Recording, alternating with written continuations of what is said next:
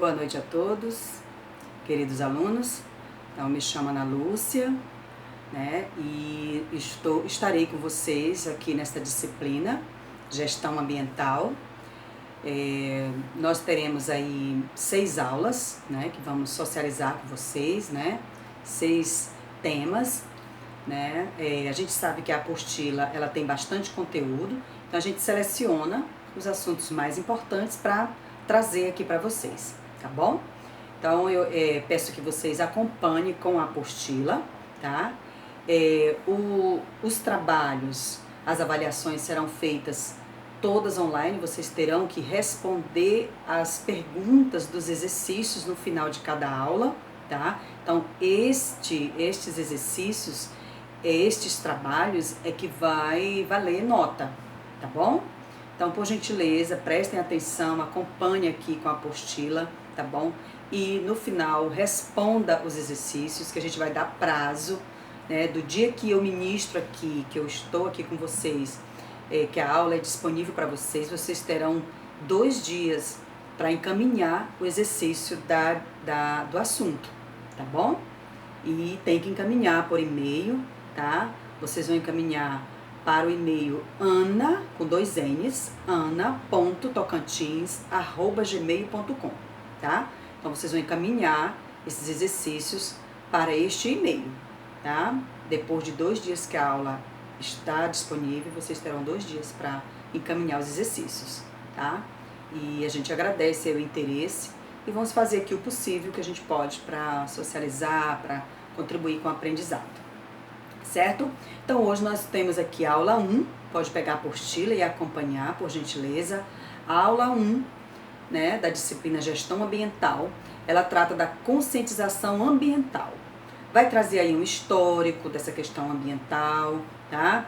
Vai falar dos principais acidentes ambientais que aconteceram, né, no mundo, tá bom? Que degradou aí o meio ambiente, compreender as necessidades de implantação de um sistema de gestão ambiental, tá? E também empregar o conhecimento adquirido nesta área em outras situações, tá bom?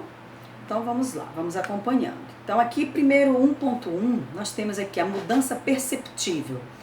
O que é isso, essa mudança perceptível, né?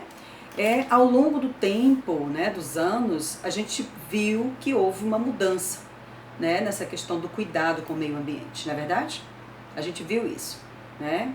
E vocês, como futuros técnicos em eletromecânica, vocês também terão que zelar pelo meio ambiente, né? Não é só, eu vou ser técnico em mecânica e para que eu vou querer saber de meio ambiente.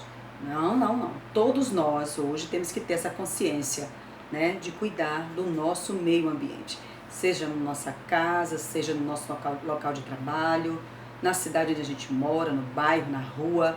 Então, tudo isso é o nosso meio ambiente, é o meio onde a gente vive, o ambiente onde a gente vive, onde a gente trabalha, tá bom?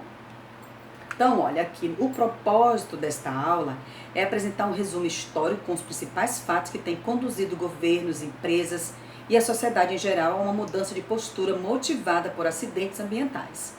Então, a partir dos acidentes que aconteceram ao longo das décadas, que a gente vai comentar aqui, a sociedade ela foi obrigada, né, a mudar de postura, a mudar de comportamento. Caso contrário, nós teríamos aí, com certeza, muito mais desastres ambientais, tá? Então, os objetivos de sua apresentação estão ligados ao conhecimento do passado, né? Então, a gente vai ver isso, tá? De forma a perceber as tendências para o futuro, bem como a motivação que deve existir na empresa, né, para a realização das mudanças necessárias ao sucesso da implantação de um sistema de gestão ambiental, que a gente chama de SGA, tá bom? A abreviatura. E aí nós vamos agora para o histórico, né? Nós temos aqui no 1.2 o que aconteceu ao longo, né, das décadas, o histórico dessa questão da degradação do meio ambiente, né? Então, a percepção de que a degradação ambiental poderia causar graves problemas de saúde ficou evidenciada em diversas situações, como a inversão térmica, ocorrida na região de Londres, entre 4 e 13 de dezembro de 1952. Nessa época, grande parte das indústrias sobretudo as de geração de energia elétrica e residências, usavam carvão para a produção de energia, que em sua queima, sem posterior tratamento, sem antes ter nenhum tratamento dos gases, emitia grande quantidade de enxofre e material particulado na atmosfera, certo? Ocasionando com isso um fenômeno denominado smog, tá? Então vocês podem pesquisar aí mais sobre essa questão do smog, desse fenômeno, tá bom? Aqui do lado tem dizendo, bem do ladinho aqui da sua apostila, tem assim de A a Z. Aí tem o conceito de inversão térmica, que a gente fala aqui, olha. A inversão térmica é caracterizada por formar em uma determinada altura uma camada de ar mais quente do que a camada imediatamente mais baixa. Nesse ponto, cessa a convecção e a massa de ar quente ascendente, que transporta o material particulado e outros gases, interrompe sua subida, criando um grande bolsão, como se fosse a tampa de uma panela. Então, é inversão térmica, né? O que tinha que ficar mais quente, né? De repente esfria, o que tem que esfriar fica mais quente. Então, inverte, tá? E aí, nessa questão do fenômeno denominado smog, o Ministério da Saúde britânico realizou profundo estudo inventariando as causas das mortes nessa região, né? Na região de Londres. Aproximadamente o dobro de mortes em relação ao mesmo período do ano anterior. Então, cerca de 8.000 pessoas faleceram como consequências diretas do smog, desse fenômeno. As principais causas dessas mortes foram gripe, pneumonia e ataques cardíacos.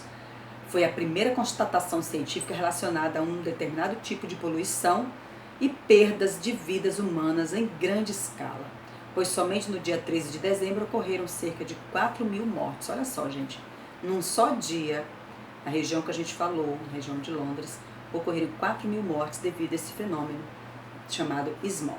Então aí foi um dos primeiros, né, desastres ambientais com consequências seríssimas para a saúde da população, certo? Aí, aqui logo abaixo tem fenômenos que marcaram as mudanças climáticas no planeta entre as décadas de 60 a 90. Aí eu fiz aqui um resumozinho bem breve, porque não precisa a gente se ater, né, tanto essa parte aqui de datas e tudo.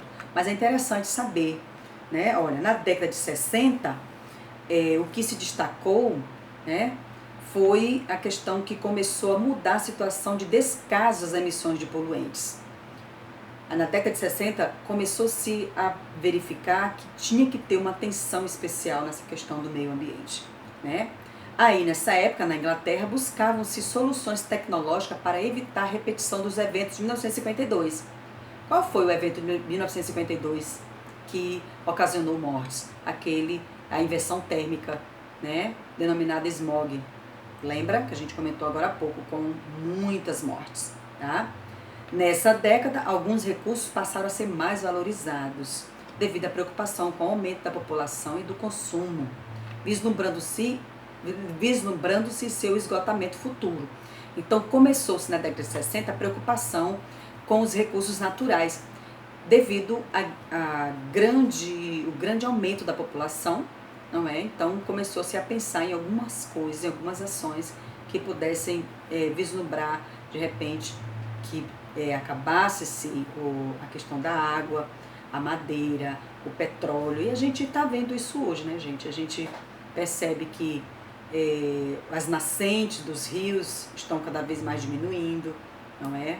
A seca em determinados locais, ela é severa, né, causando mortes, né, principalmente da natureza, né, de animais e a flora, né, a fauna, não é? A questão da madeira, que a gente está, né, desde muito tempo e a gente percebe a cada ano, a cada década, né, que a nossa fauna, né, cada vez mais diminuindo, não é?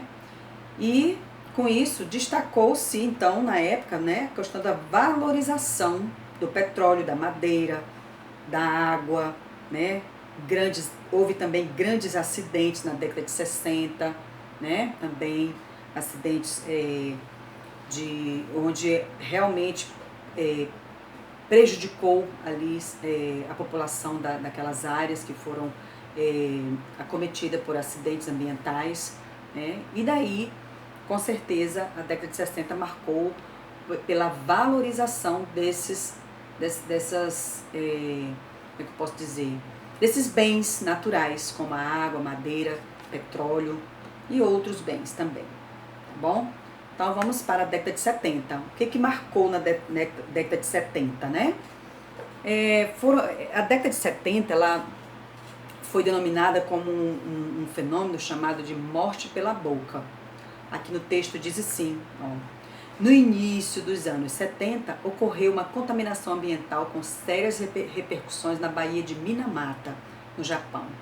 O acidente foi provocado pelo despejo de efluentes industriais, sobretudo mercúrio, na Baía de Minamata.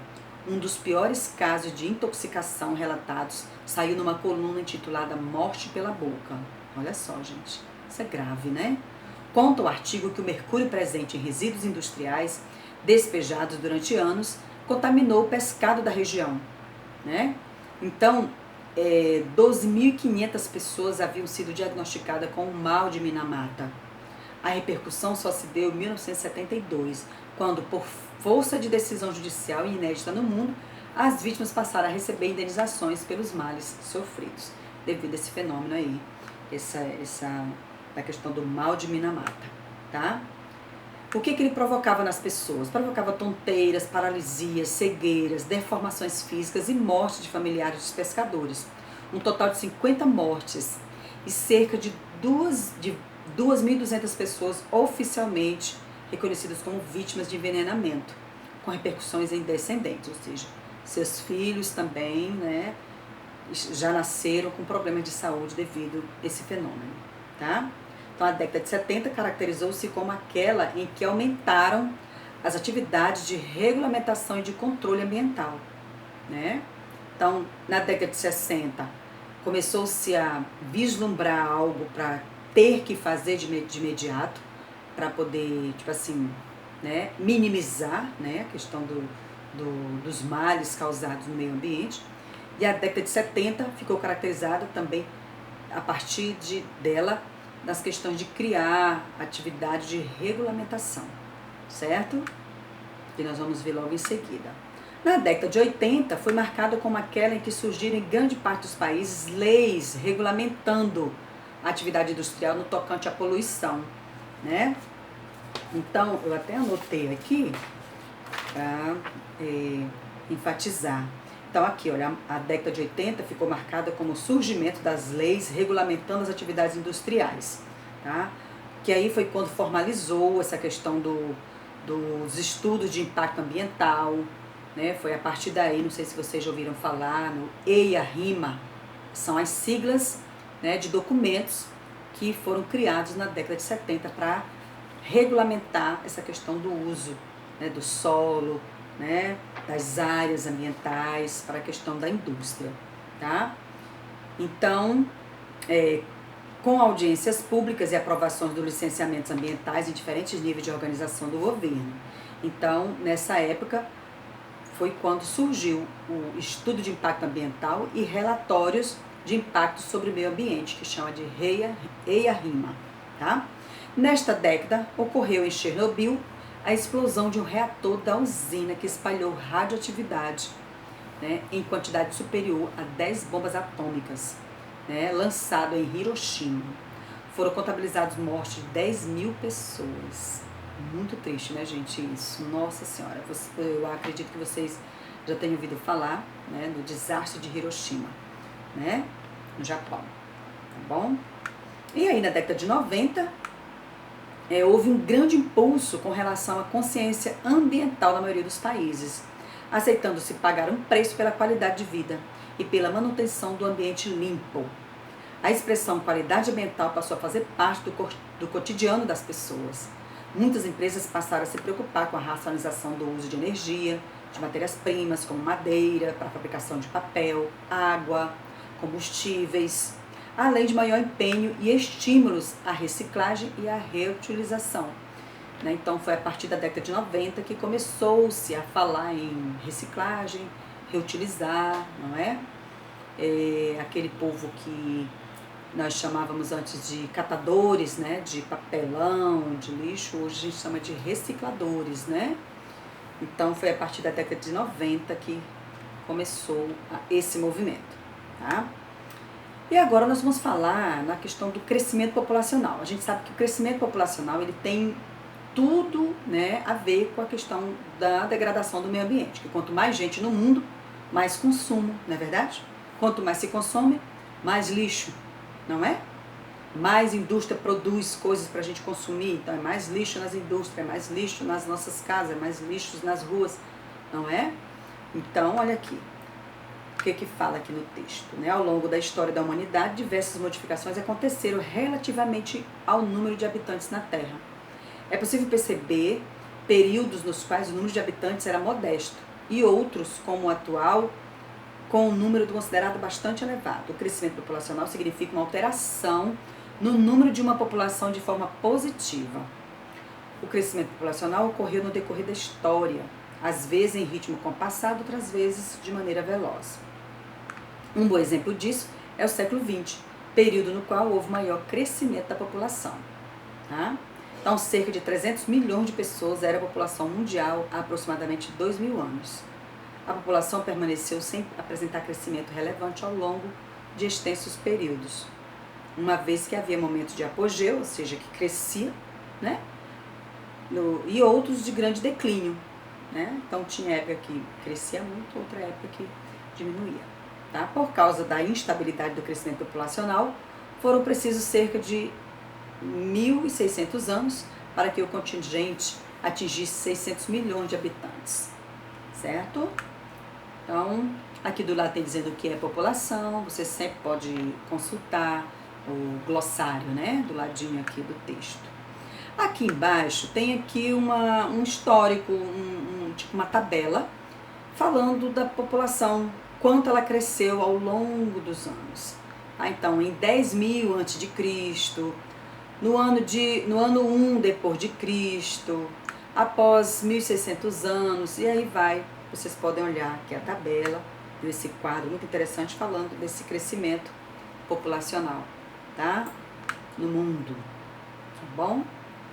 Aqui embaixo o tema, no dia 5 de agosto de 2008, a ONU, Organização das Nações Unidas, divulgou um relatório que apresenta uma estimativa em relação ao número de habitantes em escala planetária para o ano de 2050. Olha só que interessante. Que poderá atingir 9,2 bilhões de pessoas no mundo. É muita gente, né? Nossa Senhora. O relatório levantou as possíveis causas para esse crescimento. A elevação na expectativa de vida. Então as pessoas hoje estão vivendo mais, não é? Então nós temos aí pessoas com 90 anos que antigamente não era possível se viver esse tempo todo, né? Era até 60 anos, a pessoa vivia com qualidade de vida mais ou menos. Agora não. Então, a elevação dessa expectativa de vida com certeza contribui, né? E maior acesso ao tratamento da AIDS. Vocês sabem que a AIDS ela foi responsável pela morte de muita gente no mundo todo, não é? Porque ela foi uma pandemia. Ela é uma pandemia, né? Então, assim como agora o coronavírus é uma pandemia que atinge pessoas do mundo todo, não é? E a AIDS também, ela atinge pessoas do mundo todo. Então a AIDS também é considerada uma pandemia. Então morriam muita gente, né? Mas hoje em dia tem os tratamentos eficazes, então as pessoas não estão morrendo mais de AIDS. Não é isso? Não estão morrendo mais de AIDS. Né? E também não estão morrendo de outros. Agora sim, o coronavírus está levando muita gente. O que morre mais é de acidentes, não é?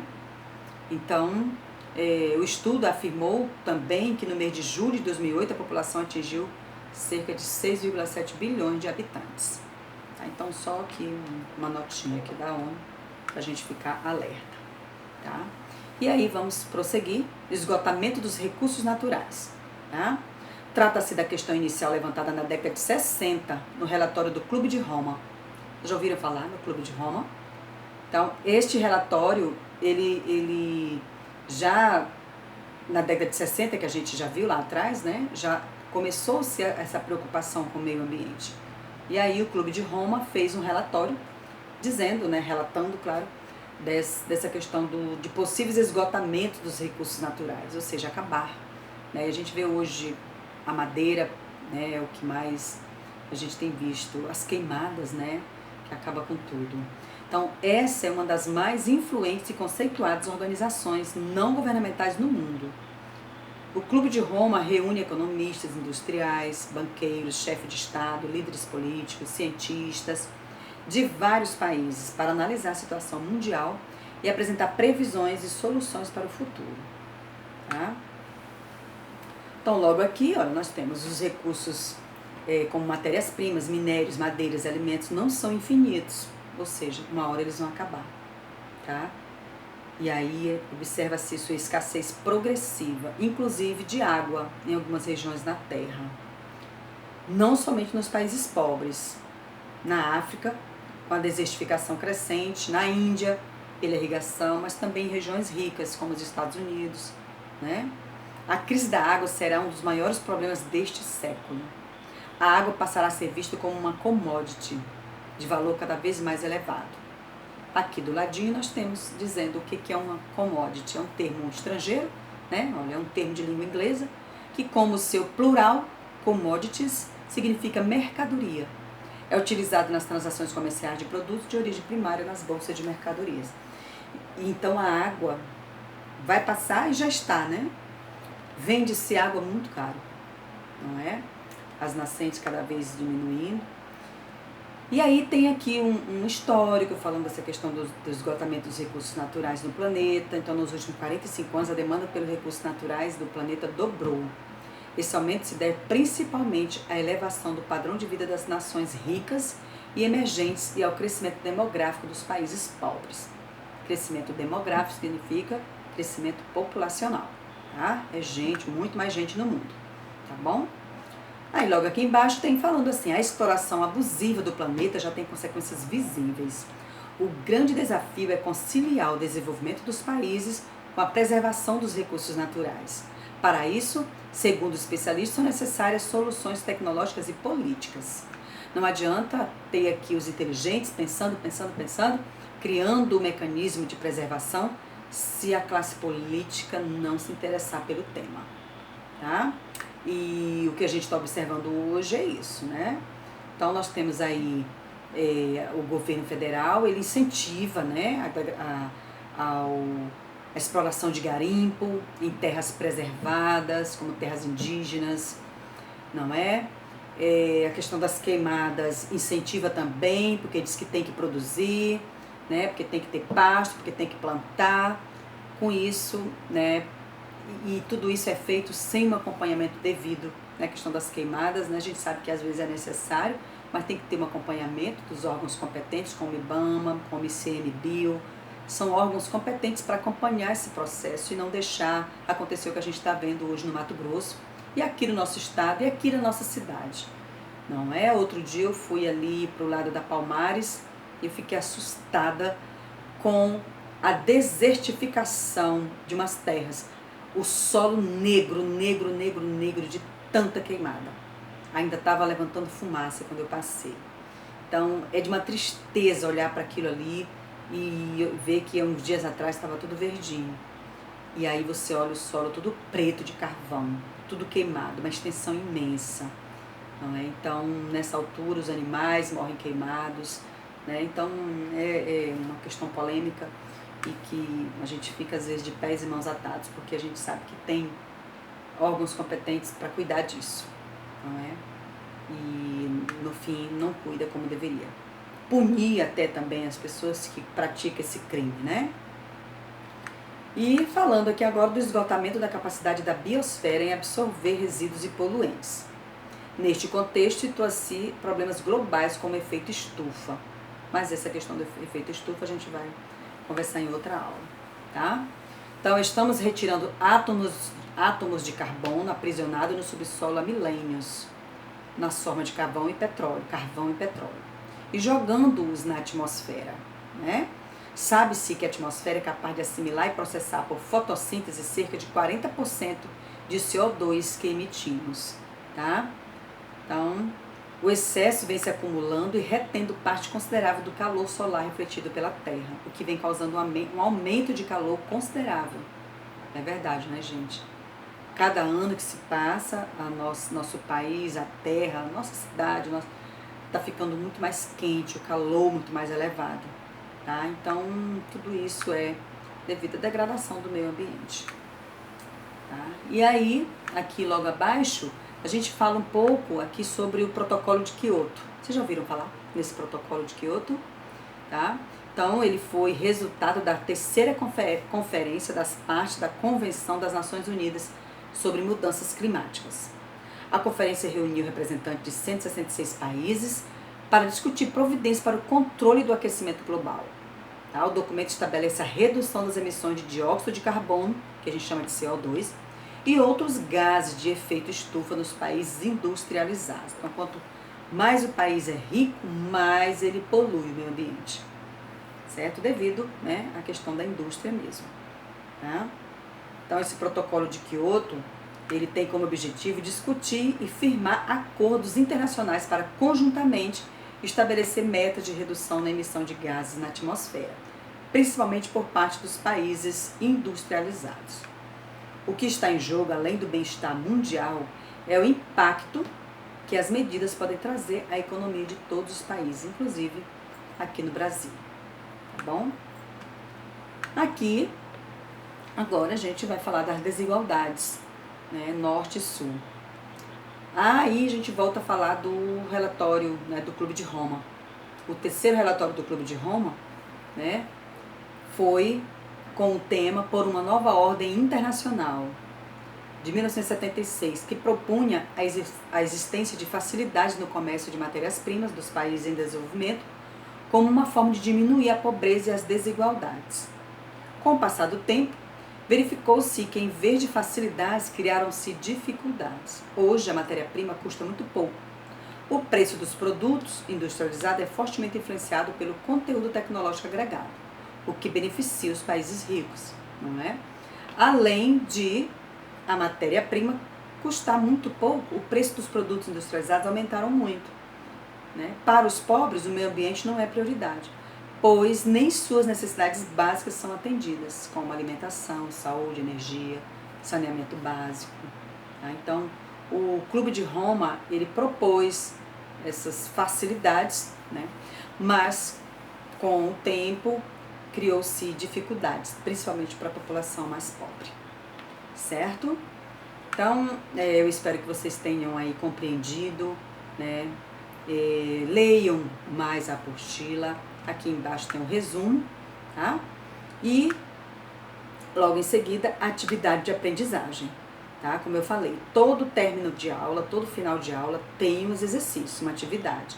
Então, vocês vão fazer esse exercício e encaminhar no e-mail que eu citei, né, agora há pouco, tá? É ana, com 2 n's, .tocantins@gmail.com. Eu preciso desses trabalhos prontos, por gentileza, se identifique com seu nome completo, tá bom? Na atividade, tá? Vocês podem responder, tirar uma foto e mandar no e-mail, não mande pelo WhatsApp, ok? Porque eu não vou conseguir acompanhar, tá? No e-mail eu consigo acompanhar direitinho, ok? Identifique-se o seu nome no e-mail, bacana, certo? E eu vou analisar a atividade e já atribuir notas, tá? Um abraço em todos.